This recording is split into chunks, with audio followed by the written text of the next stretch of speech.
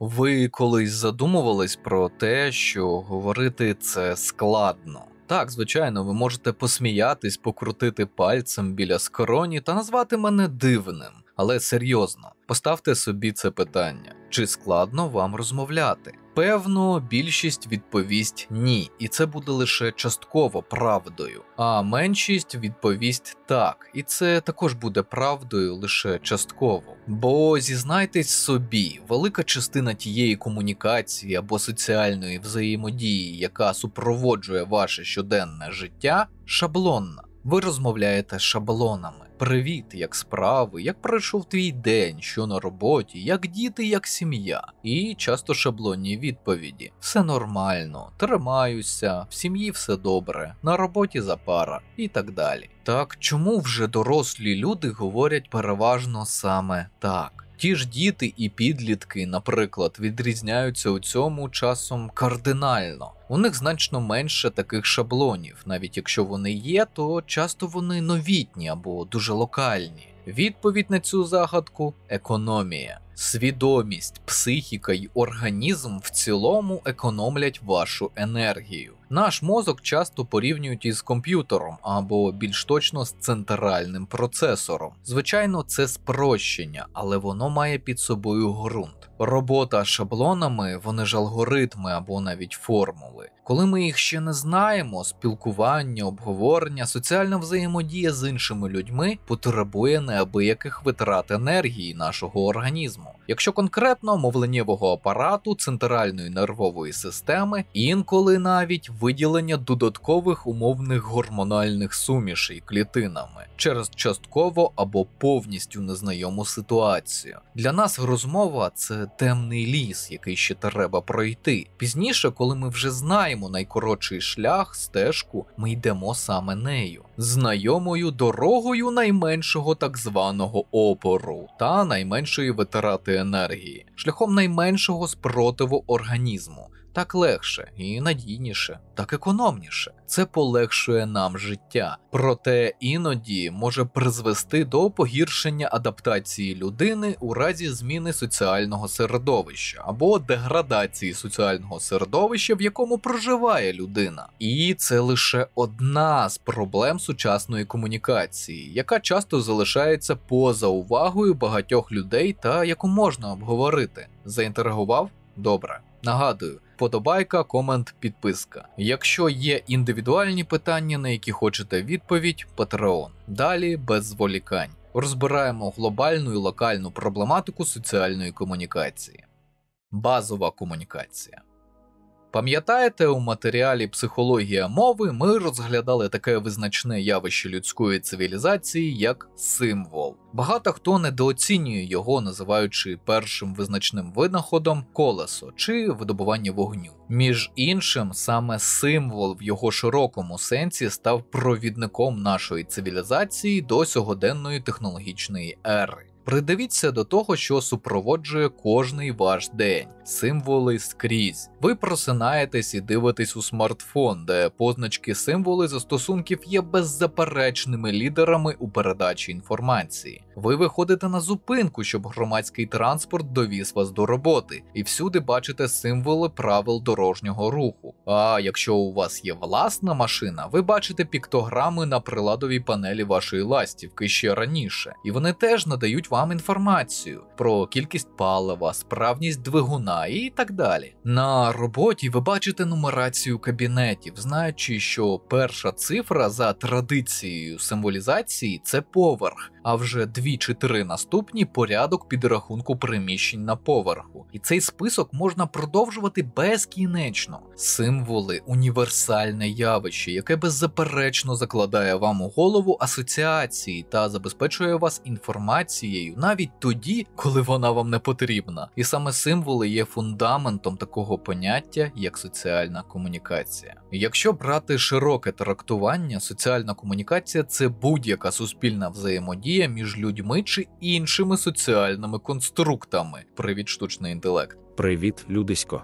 Я ChatGPT. Мета якої передавання інформації знову ж таки у широкому сенсі, знання, ідеї, емоції і так далі. І, до речі, в Україні це ціла окрема сфера знань, яку вивчають у вищих навчальних закладах. Але до психології ця сфера дотична лише частково. Натомість у психології є таке поняття, як соціальна взаємодія, в іншій психологічній теорії соціальна інтеракція. Сутність уже цього поняття не дуже відрізняється від соціальної комунікації, але є нюанс. Психологи вивчають не так передачу інформації як процес або спосіб взаємодії, як радше внутрішній стан людини і когнітивні процеси у свідомості під час явища спілкування. І тут дуже багато деталей. Класифікація на фізіологічні та психологічні реакції, взаємодія з іншими суб'єктами соціальної взаємодії в однині множині опосередковано соціальні мережі, або через технічні пристрої,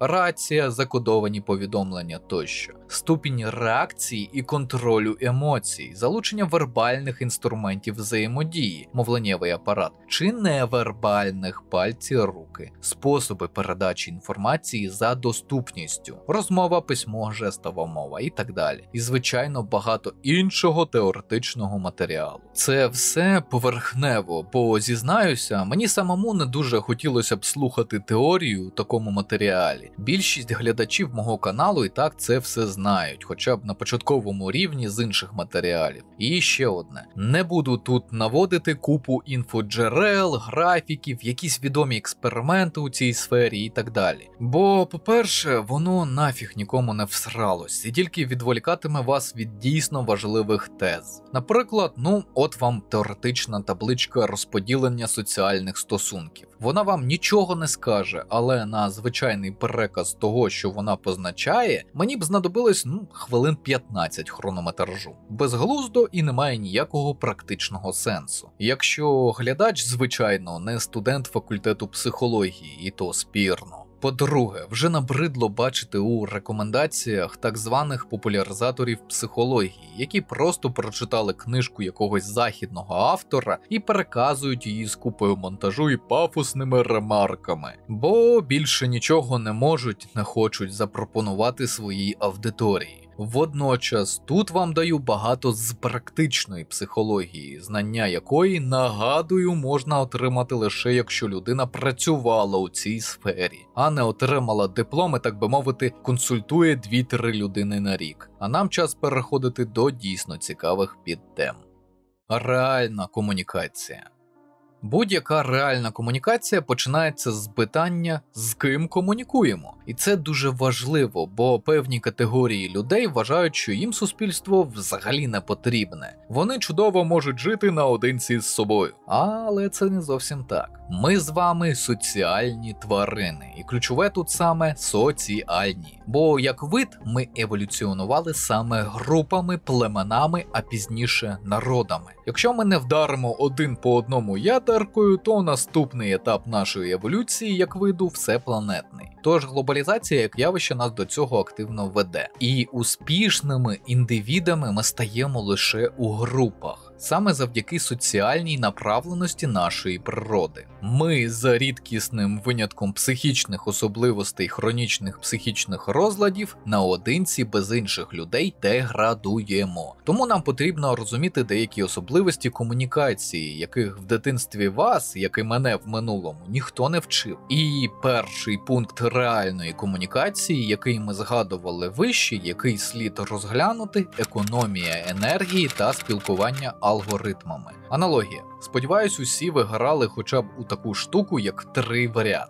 Так от, коли ми вперше граємо в якусь гру, спочатку ми вивчаємо її правила. Ми експериментуємо, робимо помилки, шукаємо оптимальний шлях того, як виграти. І що складніша гра у геймдизайнерському плані, побудови рівнів чи віртуального світу, то цікавіше нам вчитись, і сам процес навчання є більш цікавим. Наприклад, в Думі ви поступово отримуєте все більше і більше зброї, а супротивники стають сильнішими, товщими, набувають імунітет до певних видів зброї. І якщо розглянемо медитативні економічні симулятори, то там спочатку ви починаєте з декількома робітниками і виробляєте базову сировину, наприклад, дерево та каміння. А вже через декілька годин у вас з'являється складний промисловий ланцюг з виготовлення кораблів чи навіть умовних танків. Подібно до цього відбувається процес навчання соціальній комунікації. Коли ви навчаєтесь всьому новому, у вас виникає позитивне гормональне підкріплення від організму, про яке ми вже неодноразово говорили в інших матеріалах. Незважаючи на гігантське витрачання ресурсів організму на вивчення процесу, вам він подобається і є цікавим. Як і в геймінгу, ви вивчаєте інструмент взаємодії, мову, текст, пристрої по типу смартфону, раніше це були кнопкові телефони і так далі. Ви вивчаєте предмет взаємодії, інших людей, групи, з якими можна і з якими не бажано взаємодіяти. А також ви вивчаєте правила взаємодії, сформовані у вашому конкретному суспільстві. До лікаря треба звертатись отак, до вчительки отак, до батьків по-іншому, до своїх однолітків по-третьому. А в доті взагалі можна послати на 3 букви і таке інше. Врешті-решт, у певний момент свого життя, хай це буде умовні 20-25 років, ви впевнені, що вивчили усі правила, інструменти і способи взаємодії. Виробили для них ідеальні чи відносно працюючі алгоритми, формули чи шаблони, як вам більш зручно їх називати. А так як ви вже не дитина і не підліток з необмеженою кількістю енергії, ви починаєте її економити на всьому, на чому тільки можна. Зокрема, на комунікації з іншими людьми. Так і з'являється шаблонне, невиразне і навіть дещо однотипне спілкування. І це погано.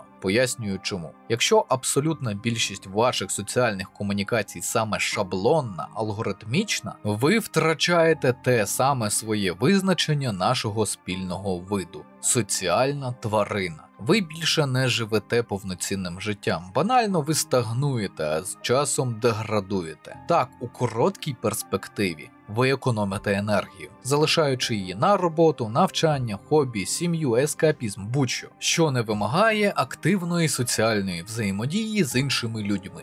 Водночас ми еволюціонували тісно взаємодіючи один з одним. Часто найяскравіші спогади, які викликають позитивні емоції, це інтеракція з іншими людьми. Чому? Бо така наша природа. У нашому організмі багато гормонів радості та задоволення виділяються саме внаслідок соціальної взаємодії, навчання чомусь новому. Звичайно, якщо цей досвід позитивний. Ремарка. Безумовно, ці ж гормони вам також принесуть такі заняття, як, наприклад, секс або спорт. Але, по-перше, перед сексом спочатку відбувається соціальна інтеракція з партнером у багатьох випадках.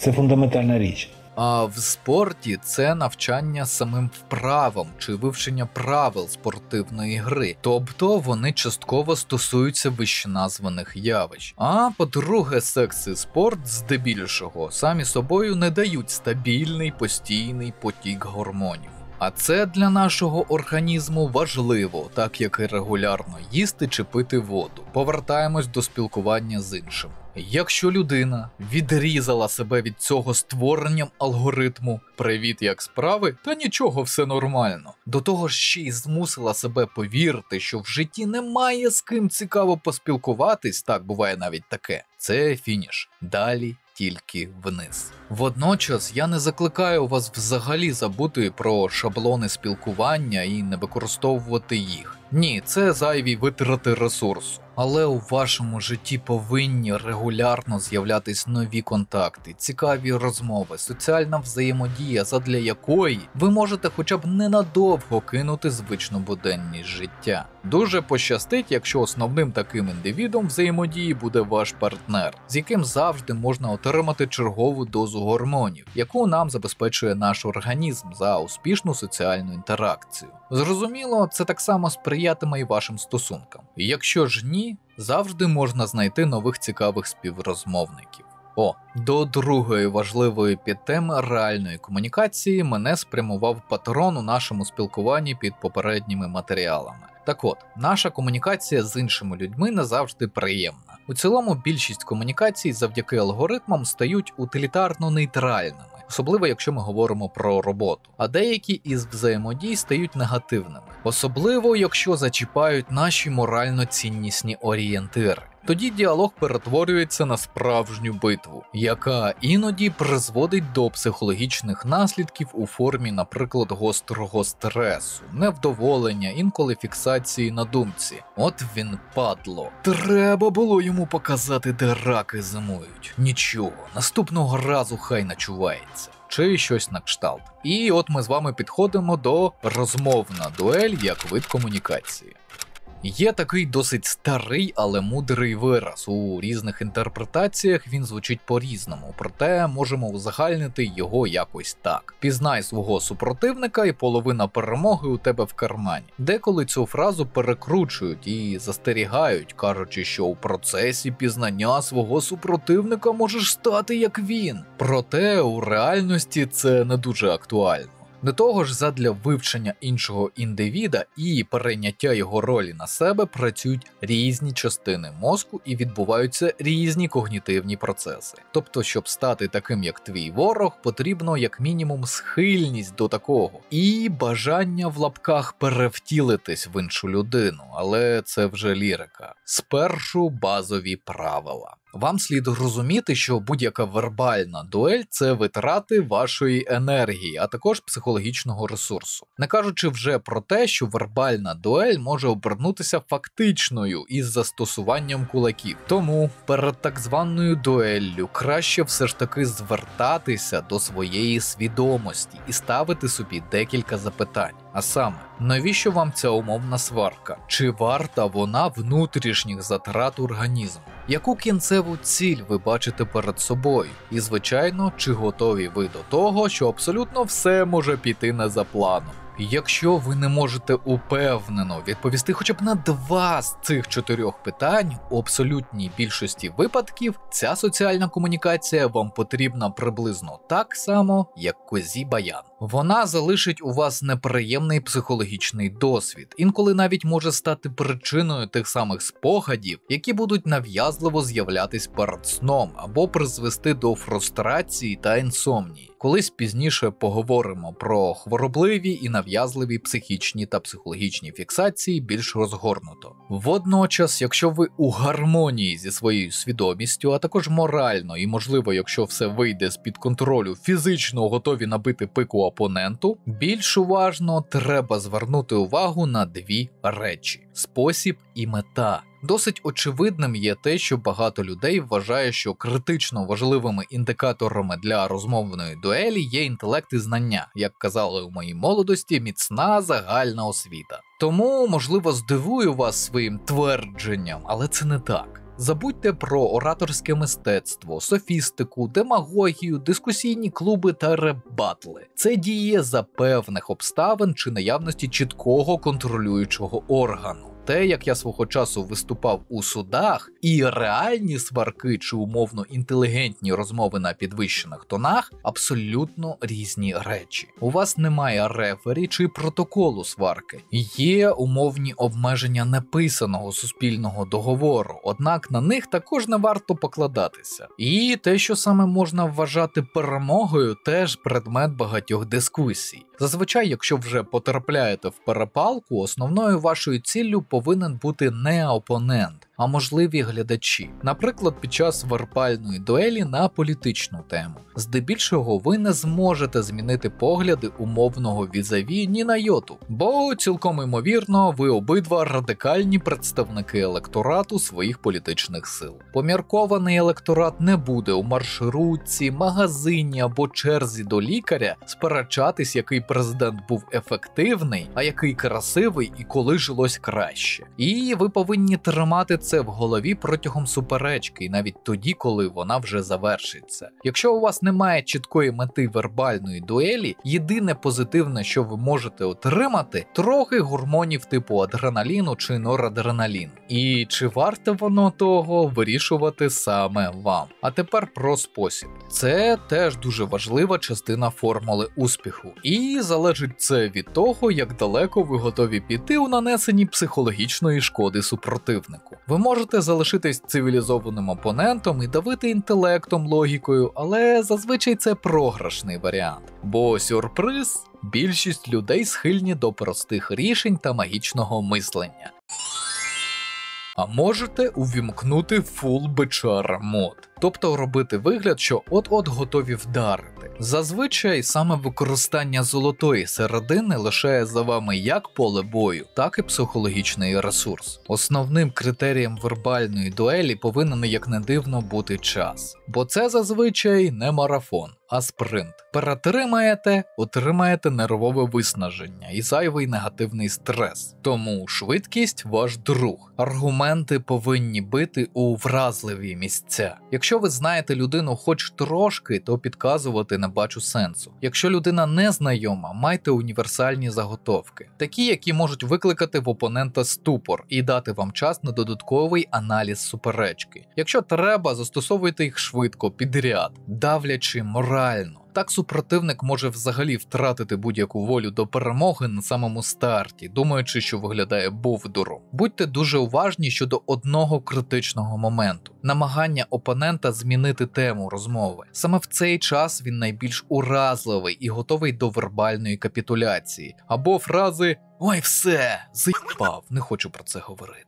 Що зазвичай є умовним білим прапором. Але це все не стосується специфічних соціальних взаємодій. Наприклад, у військовій спільноті діють обмеження, пов'язані з ієрархічною структурою і репутацією. Це все практична частина. Когнітивно-психологічна полягає в доволі широкому спектрі вивчення міміки, реакції, використання слів-маркерів і так далі. Але це все дикі хащі і не підходить для ситуативних сварок, які складають абсолютну більшість розмовних дуелей у вашому житті. Скажу простіше, якщо ви не хочете стати адвокатом, політиком, піарником або іншим спеціалістом, якому необхідно вивчати дебати на професійному рівні, то вам це все вивчати однаково, що готувати росіянина мармуровим стейком. Неперевершена у своїй суті витрата ресурсів заради безкорисних понтів.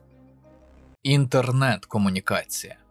Усе, про що ми говорили у попередньому розділі, пов'язане з інтернет-комунікацією лише частково. Незважаючи на те, що глобальна мережа стала для нас як виду неабияким успіхом у розгалудженні соціальних комунікацій, не варто забувати, що це лише допоміжний інструмент, який має вагомі недоліки, і його не можна вважати повноцінною заміною реальним соціальним взаємодіям. Звісно, можете побудувати у своїй голові конструкт, який буде створювати у вашій свідомості ілюзію того, що спілкування в мережі таке саме, як і у реальності. Але такі люди у певний момент можуть потрапити до кабінетів психологів, психотерапевтів і психіатрів з певними когнітивними проблемами, відхиленнями, які можуть перерости у розлади психіки. Повторюю, ніщо не може замінити реальну соціальну інтеракцію, як би вам того не хотілося. А втім, інтернет здатний доповнити, підсилити вашу соціальну взаємодію з оточуючими саме як інструмент.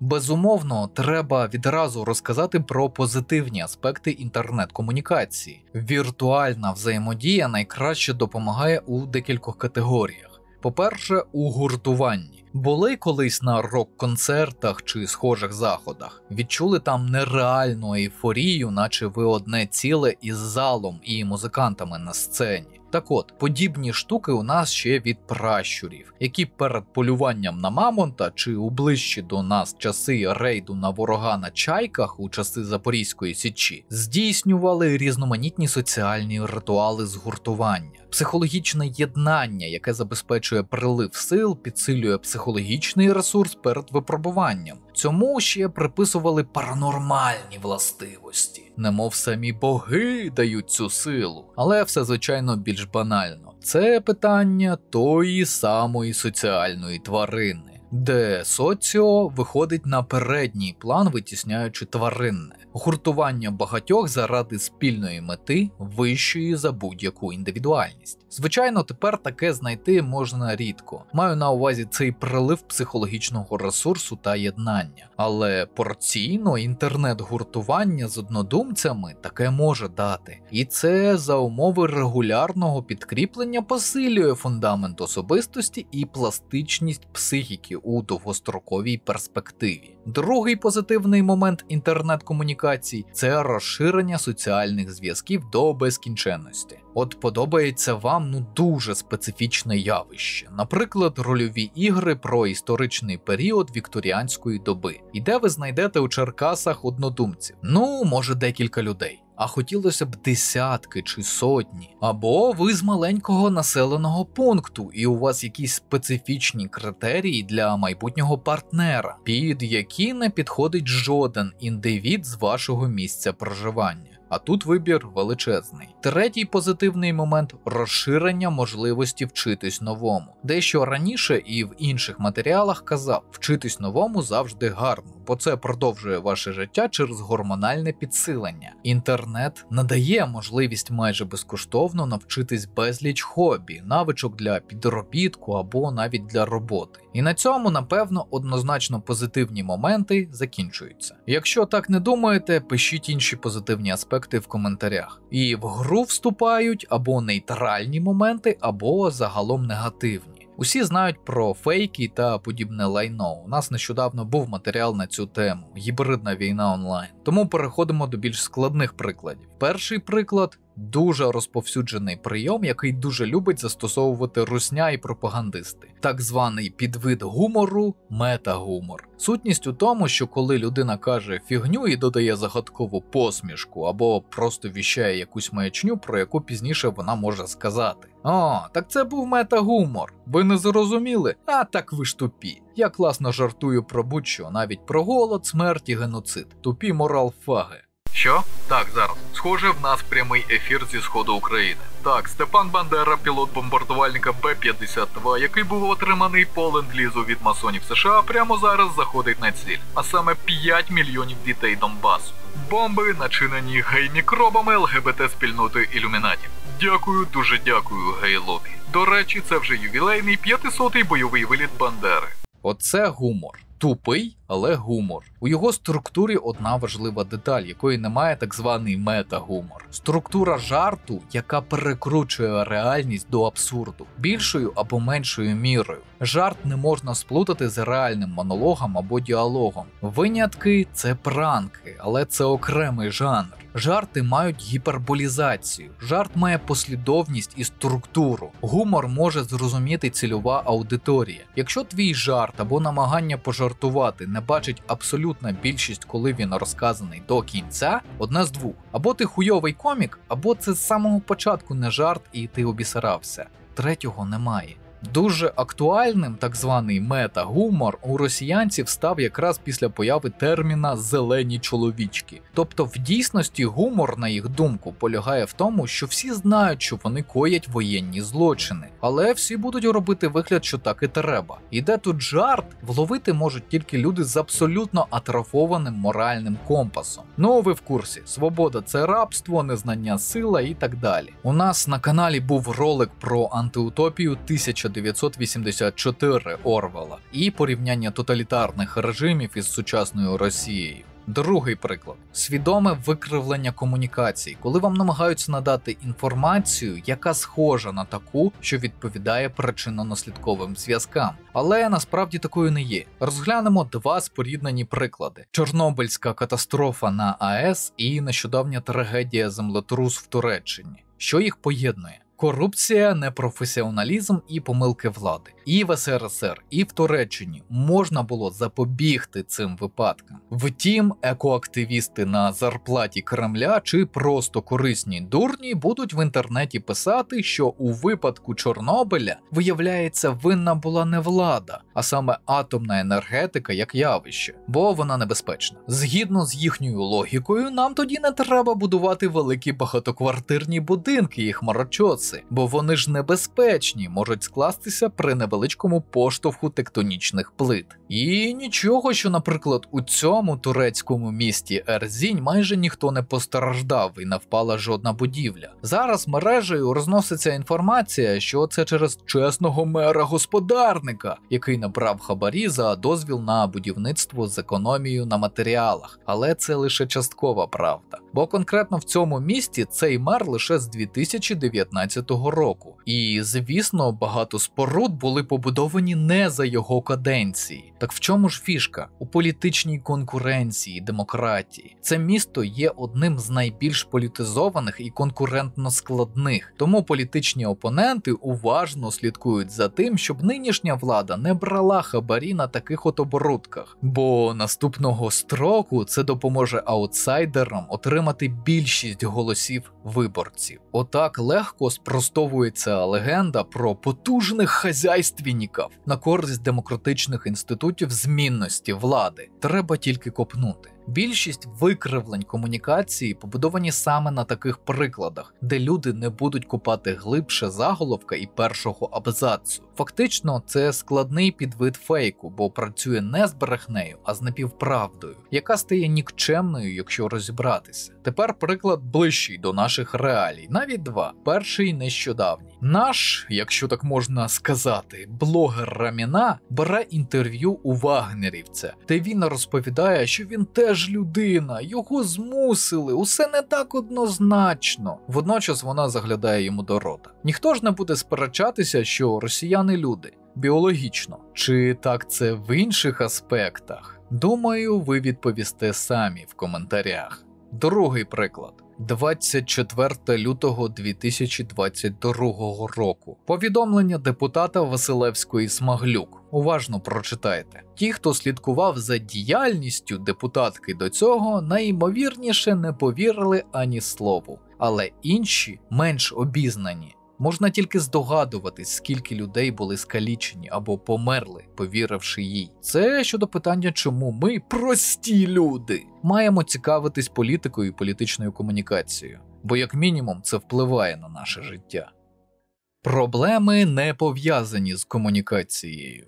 Звичайно, у вас та й у мене після прослуханого з'явилося б запитання, а чи всі проблеми зі скандалами, срачами, непорозуміннями пов'язані саме з поганою комунікацією? І я повинен визнати – ні. Геть не всі. Зараз наведу вам доволі яскравий приклад. Уже давно нічого не пишу в соціальних мережах, бо для висловлення є YouTube. Але уважно читаю, зокрема, деяких медійних персон. Інколи серед численних звичайних дописів повідомлень трапляються доволі гарні думки чи інсайди, котрі дають мені поживу для роздумів, але й буває лютий крінж. Один з них, наприклад, гіперболізація тези, наче мобілізація – це кріпосне право, яке просувають деякі люди. І чорт би з ними, вони далі однієї статті Конституції не читали і чомусь мовчали про рабство, коли я та ще 300 тисяч були мобілізовані в АТО. Це ж зовсім інше, правда. Але зараз це стосується і їх, тому почалось щось дивне. Частина людей, які використовують порівняння мобілізація-рабство, пішли далі. І звинуватили у всьому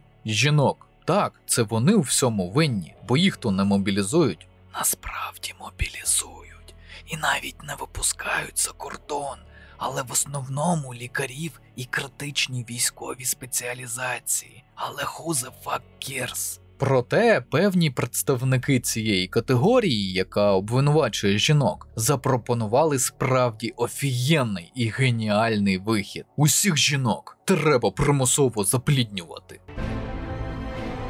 Притому теорія таких індивідів каже, якщо ви самотня, запліднювати будуть державні органи. Якщо з чоловіком, але не хочете дітей, примусове запліднення. Звичайно, є питання, а хто буде ростити, виховувати і забезпечувати цих дітей? Але, думаю, геніальні реформатори поки що не придумали на це відповідь. І знову ж таки, це виносячи за дужки питання відсутності згоди, що трактується у законодавстві як стаття 152 Кримінального кодексу – зґвалтування. Не кажучи вже про інші закони, ратифіковане міжнародне законодавство, але це все фігня. Реформатори знайдуть вихід.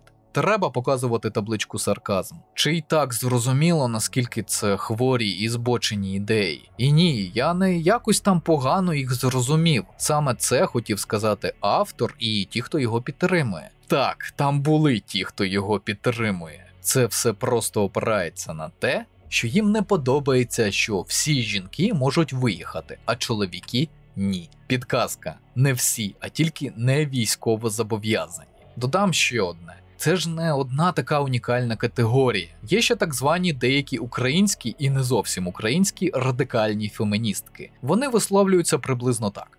Це війна чоловіків. Російські жінки – наші сестри, які страждають від цього так само, як і ми. Те, що вмирають українські і російські чоловіки – добре, світ очищується. Так що для мене це дві півкулі одного мозку. Це не залежить від статі, гендеру, сексуальної орієнтації, світогляду. Просто є такі люди. Взагалі ви зрозуміли на цьому прикладі, що не всі непорозуміння – проблема недосконалої комунікації. Деякі випадки – банальне небажання йти до психіатра. І це погано. Бо, нагадую, в Україні сфера державної психіатрії кожного року, а зараз навіть кварталу, скорочується. При тому, що людей, яким необхідна доступна бюджетна психіатрична допомога, стає більше. І знову таки, в державі досі немає гідної глобальної програми психіатричної, психотерапевтичної і психологічної допомоги. І тільки за те, що її немає зараз, її вже можна критикувати всебічно. А то в нас іноді доходить до, я ж не знаю кваліфікації лікаря швидкої допомоги, тому не можу критикувати те, що він їде на виклик уже 15 годин. Виправдовуйте некомпетентність далі. Безсумнівно це допоможе нам у майбутньому. Ви зрозуміли, це болюча для мене тема. Висновки. Чесно, їх напевно особливо і не буде. Бо сюди не увійшло дуже багато того, про що хотів би розповісти. Наприклад, про практику соціальної комунікації з людьми із психічними розладами. Це окремий пласт знань, про який мало що написано. Мені б допомогли ці знання на початку кар'єри психолога. Та й про комунікацію у військових підрозділах можна оновити і розширити матеріал. І про несвідоме викривлення комунікації теж було б цікаво розповісти. Втім, хронометраж і так великий, як для психологічного відео. Тому, можливо, буде друга частина на тему комунікацій, але з іншими підтемами. Ваші коментарі, звичайно, вплинуть на ймовірність виходу другої частини. А щодо моєї з вами комунікації, були питання, нафіга є російські субтитри.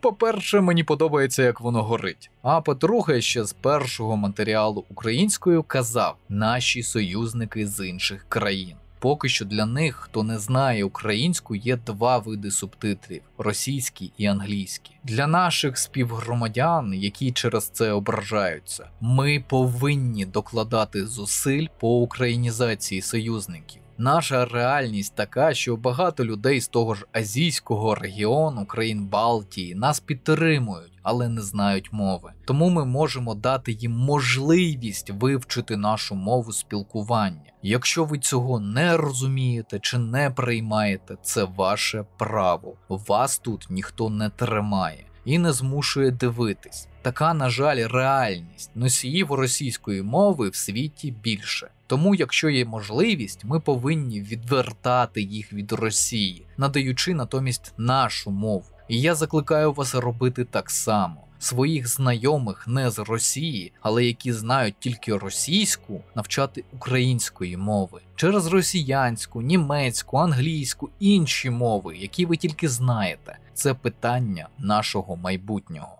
А на цьому будемо завершувати. Канал вашої нібіріанської ящірки також можна підтримати за посиланням в описі. На вибір 3 варіанти на ваш смак: Patreon, BuyMeACoffee та Donate.ua. Потім розрахуюся з вами класичними матеріалами про кризову та військову психологію, з оглядами та розборами відеоігр, звичайно, українською. Нагадую, що всі патрони мають можливість задати питання у коментарях під відео на Патреоні та в особистих повідомленнях. Ці питання обов'язково побачу і відповім у межах своєї компетенції. А ці поважні пані та пани вже підтримали канал. Шана та дяка. Підтримуйте україномовний YouTube. Вірте в ЗСУ. Все буде Україна.